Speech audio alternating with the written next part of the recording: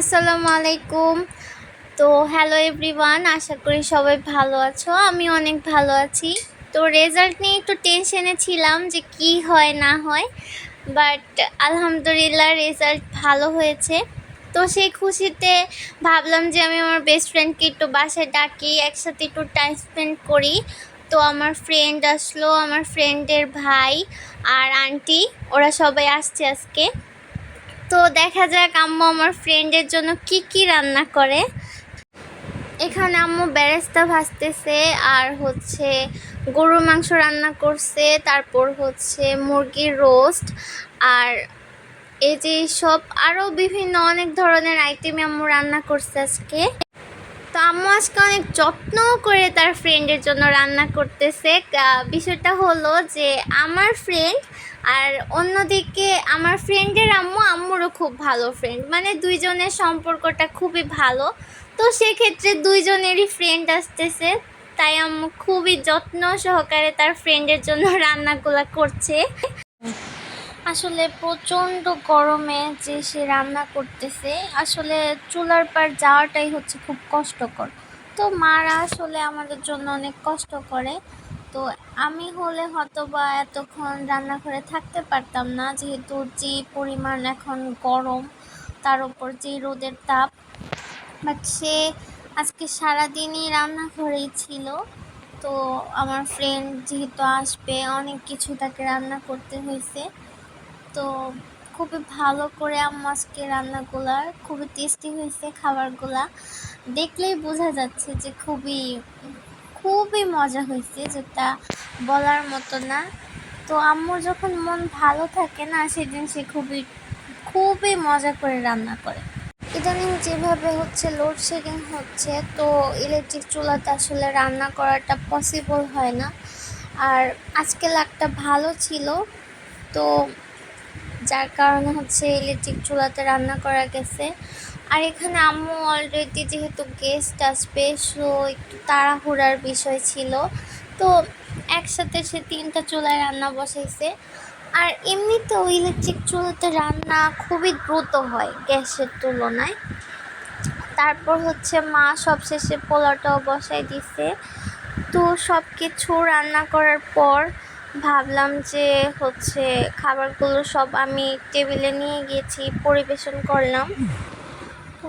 তো টান্না শেষ করার পর আম্মু সব খাবারগুলো টেবিলে পরিবেশন করছে। যেহেতু অনেক দিন পর আমার ফ্রেন্ডের সাথে দেখা হয়েছে, তো তাই সবাই একসাথে মিলে আজকে খাওয়া দাওয়া করছি। আমি, আমার মা, ওর ওর মা, ওর ভাই। সো সবাই একসাথে খাওয়া দাওয়া করার পর তারপর হচ্ছে আমরা একটু বসে গল্পগুজব করছিলাম যে স্কুলে কি কি ঘটনা, অনেক হাস্যকর বিষয়। আর অনেক দিন পর ফ্রেন্ডের সাথে দেখা হলে তো গল্পের শেষ হয় না এমনিতেও। তো তারপর আমরা অনেক গল্প করতেছিলাম যে হলে কি হয়েছে, এইসব বিষয়ে গল্প টল্প করতেছি। তো আর ইসমা তো আছি দুষ্টামের মধ্যে, ও আজকে আমার ফ্রেন্ডকে অনেক বেশি বিরক্ত করছে, যা বলার মতো না। বাচ্চা মানুষ, ওর মেহমান আসলে কি আর কি, ওর দুষ্টামি ও করতেই থাকে সব সময়। তারপর হচ্ছে একটু নাচানাচি করতেছিল, দুষ্টামি করতেছিল।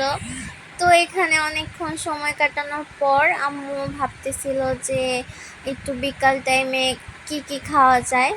তো মা হচ্ছে রান্না করতে আবার রান্নাঘরে চলে গেল। এখানে হচ্ছে আম্মু নুডলস রান্না করতেছিল, আর শ্যামাই রান্না করছে। তো আরও কিছু আইটেম ছিল। তো রান্না টান্না শেষ করার পর সে হচ্ছে নুডলস এখনও রান্না করতেছে। তো রান্না শেষ করার পর আমরা সবাই মিলে খাওয়া দাওয়া করলাম একসাথে। তো আমার ভিডিওগুলো যদি আপনাদের ভালো লেগে থাকে, অবশ্যই আমার পাশে থাকবেন, আমার চ্যানেলটাকে সাবস্ক্রাইব করবেন। আর আমাকে অনেক অনেক দোয়া করবেন, যাতে আমি অনেক বড় হতে পারি, সবার ইচ্ছা পূরণ করতে পারি। আর আমার পাশেই থাকবেন আমার চ্যানেলটাকে সাবস্ক্রাইব করে। তো এখানে হচ্ছে আমরা সব খাবারগুলো পরিবেশন করলাম, আমার ফ্রেন্ড, আমরা সবাই একসাথে বসে নাস্তা করলাম, গল্পগুজব করলাম। তারপর মা আর হচ্ছে আন্টি, তারা দুইজন বসে খাচ্ছিল, আমি একটু ভিডিও করতেছিলাম, গল্প করতেছিল। তো আজকে এই ঘটনা হলো, অনেক এনজয় করলাম আজকের দিনটা, মজা করছি। তারপর আম্মু বলতেছিল আমাকে যে নুডলসটা আসলে কীরকম হয়েছে, তো আমি রিভিউ দিচ্ছিলাম যে না, নুডলসটা খুব মজা হয়েছে, ভালো হয়েছে। তো আজকে এই পর্যন্তই, সবাই আমার জন্য দোয়া করবেন আর সবাই ভালো থাকবেন, আমার পাশেই থাকবেন। আর ইসমা দেখেন, ওর দুষ্টামি আসলে শেষ হয় না। তো আজকে এই পর্যন্তই, সবাইকে আল্লাহ হাফেজ।